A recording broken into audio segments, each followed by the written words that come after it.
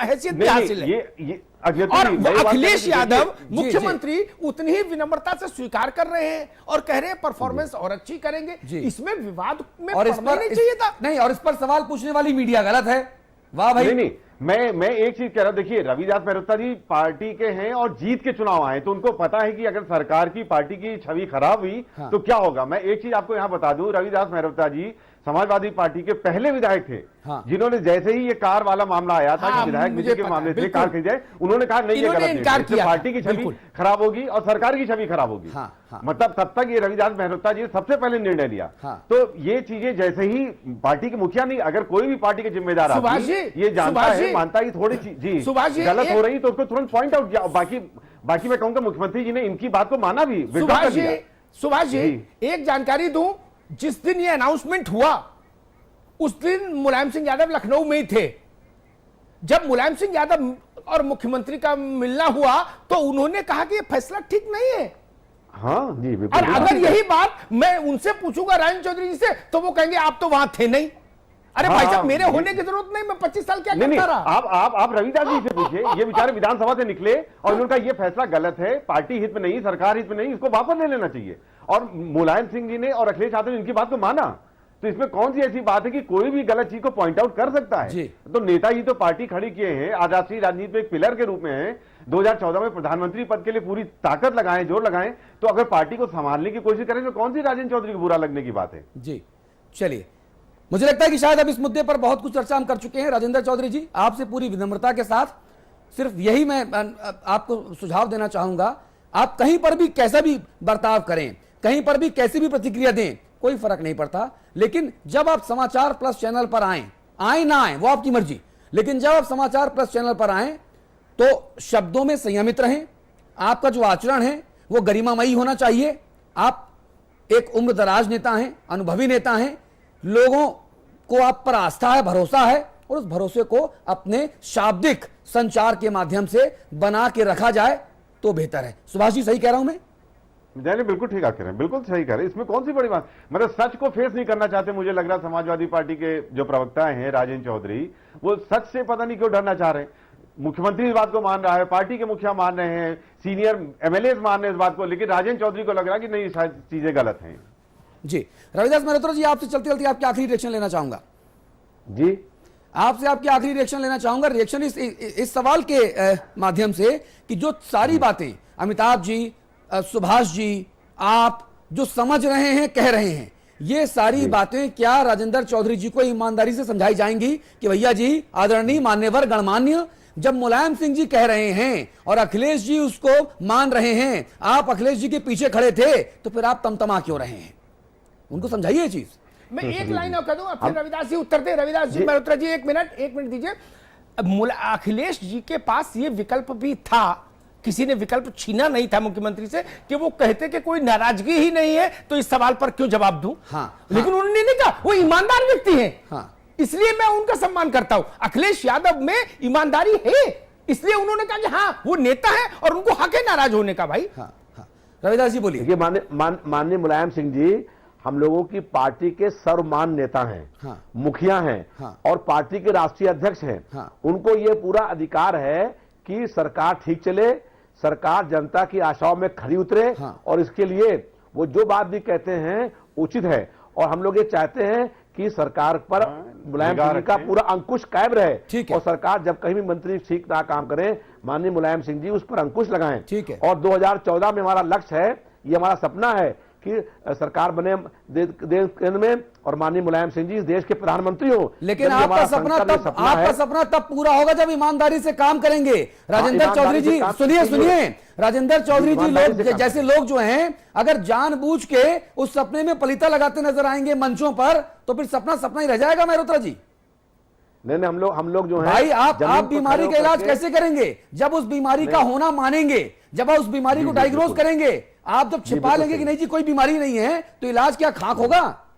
नहीं, बिल्कुल जो है, जो जनता की समस्याएं हैं उसको हल करना पड़ेगा, जनता की आशाओं पर खरा उतरना पड़ेगा, विकास से काम शुरू करने पड़ेंगे और माननीय मुलायम सिंह जी जो दिशा निर्देश दें उसके हिसाब से मंत्रियों को काम करना चाहिए। और मीडिया से बात करते वक्त, मीडिया से और जनता से बात करते वक्त जरा सत्य का दामन न छोड़े, संयमित रहना चाहिए और गरिमामय आचरण का भी इस्तेमाल करना चाहिए। क्योंकि आप जो ये समाचार पत्र है ये जनता की आवाज है जी, कि आप जो मुद्दे उठा रहे हैं वो जनता की आवाज है जी, और वो जनता के बीच में आना चाहिए जी। जो आपने आज मुद्दे उठाए हैं जी, वो जनता की आवाज है जी। और ये सारी बातें मैं आपसे विनम्र निवेदन कर रहा हूं मेहरोत्रा जी कि आप इतने ज़हीन किस्म के इंसान हैं, बहुत बढ़िया तरीके से आप चीजों को रखते हैं, समझते हैं। ये सारी बातें आप राजेंद्र चौधरी जी को भी ये गुण दीजिए भाई, जरूरी है।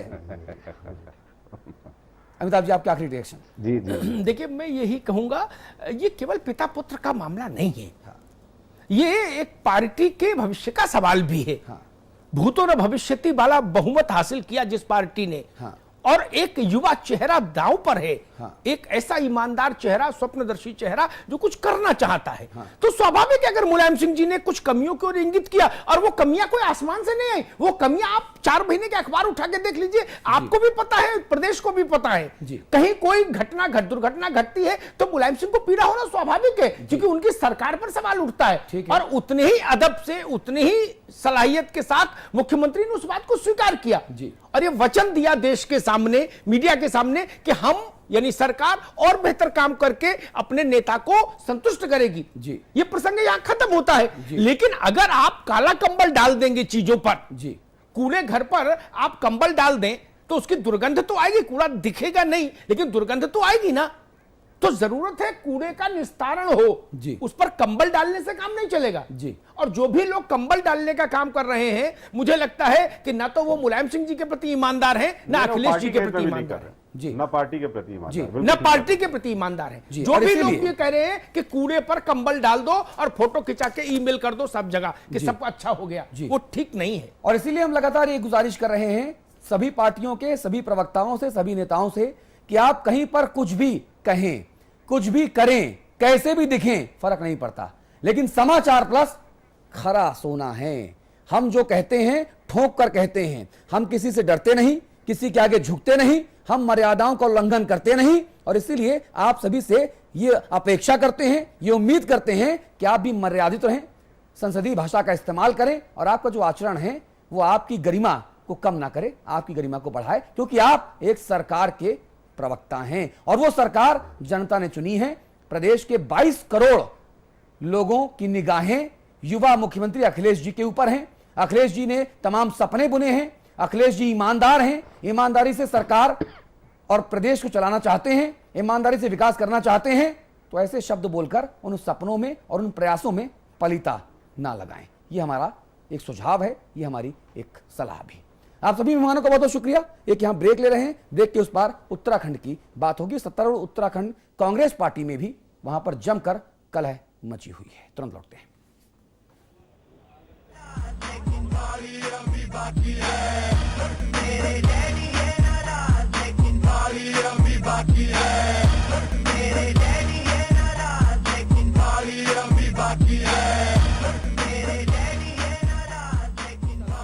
खुश हुए मुलायम, 100 दिन होने पर दिए 100 नंबर, लेकिन जब अखिलेश सरकार से हुई गलती तब पापा मुलायम ने दिखा दी सख्ती।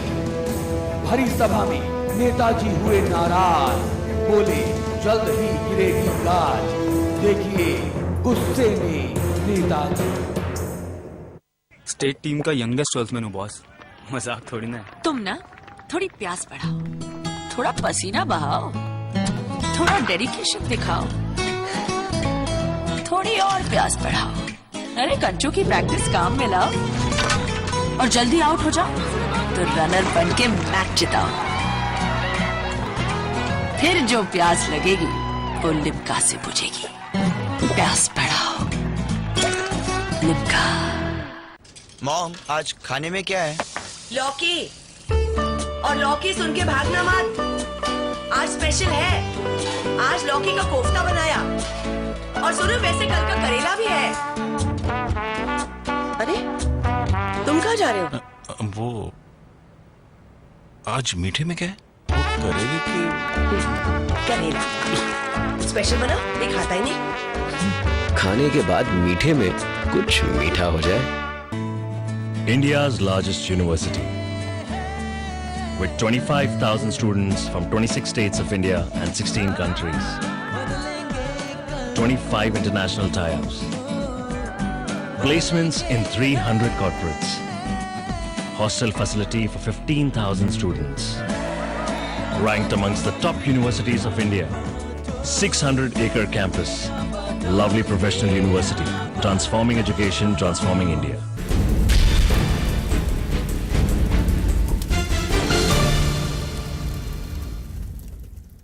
और अब खबर उत्तराखंड से। उत्तराखंड सरकार के कुनबे में कलह चल रही है साहब।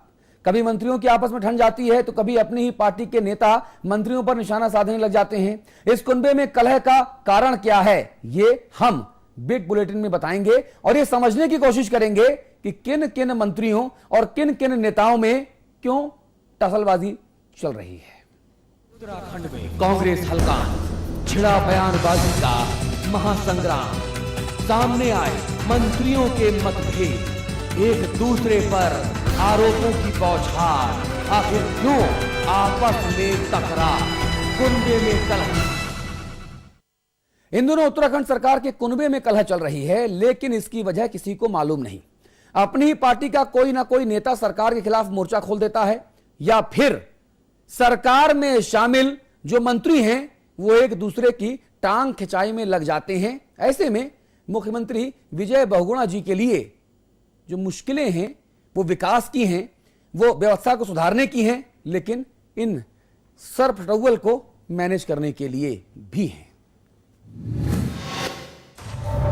कांग्रेस के कुनबे में कलह, आखिर क्या हुई बड़ी वजह, किसकी हुई कहां तकरार, किस किस के बीच आई दरार।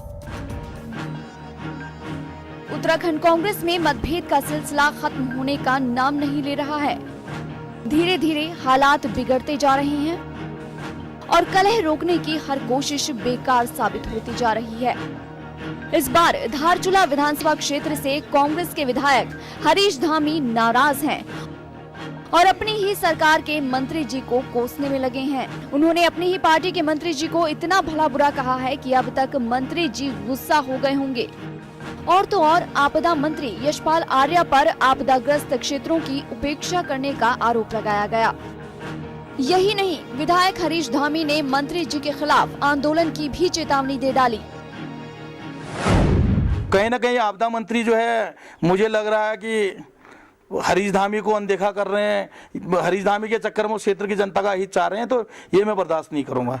अगर आपदा मंत्री ने मेरे क्षेत्र को ध्यान नहीं दिया तो मैं आपदा मंत्री के खिलाफ भी धरने में बैठूंगा। मुझे सत्ता का सुख से मतलब नहीं, मुझे जनता का जो दुख दर्द है, मैं उस दुख दर्द को देखना चाहता हूँ। दरअसल धामी की माने तो धारचूला विधानसभा क्षेत्र सबसे ज्यादा आपदाग्रस्त है। बारिश से इलाके में भारी नुकसान हुआ है, फिर भी इनके इलाके की कोई सुध नहीं ली जा रही। लेकिन उनके नाराजगी जताने के तरीके पर सवाल खड़े होने लगे हैं। संभव है कि इस पर विधायक के खिलाफ अनुशासनहीनता की कार्रवाई हो या फिर उन्हें समझा बुझाकर छोड़ दिया जाए। लेकिन अभी विधायक हरीश धामी के बयान को सुनकर कुछ कांग्रेसी भड़क उठे हैं। कांग्रेसी नेता सूर्यकांत धस्माना ने विधायक हरीश धामी को हद में रहने की सलाह दी है। क्षेत्र की बातों को उठाने का सबको अधिकार है और विधायकों को अपने क्षेत्र की बातों को उठाना चाहिए, लेकिन एक लक्ष्मण रेखा जो है उसका ख्याल हमेशा हर व्यक्ति को रहना चाहिए, चाहे वो विधायक हो, चाहे पार्टी का पदाधिकारी हो, चाहे केंद्रीय मंत्री हो, चाहे मुख्यमंत्री हो, चाहे प्रधानमंत्री हो। सबकी अपनी अपनी लक्ष्मण रेखाएं हैं और मर्यादा और लक्ष्मण रेखा का उल्लंघन जो है वो किसी को भी नहीं करना चाहिए। वैसे किसी भी सरकार में ऐसा बहुत कम ही होता है कि पार्टी का कोई विधायक अपनी ही सरकार के मंत्री के खिलाफ मोर्चा खोल दे। लेकिन विधायक हरीश धामी ने आपदा मंत्री यशपाल आर्या पर आरोप लगाकर जाहिर कर दिया है कि उत्तराखंड कांग्रेस में सब कुछ ठीक नहीं चल रहा। नेहा शर्मा, समाचार प्लस। विजय बहुगुणा की कैबिनेट के 2 मंत्री भी इन दोनों आमने सामने हो गए हैं। हरक सिंह रावत जी ने मंत्री प्रसाद नैथानी जी पर निशाना साधा और अपनी बातों के जरिए कई तीर चला दिए। बिना वजह दोनों मंत्रियों के बीच जुबानी जंग छिड़ी है, ऐसा तो नहीं लगता। वजह जरूर है, और वजह क्या है वो समझते हैं।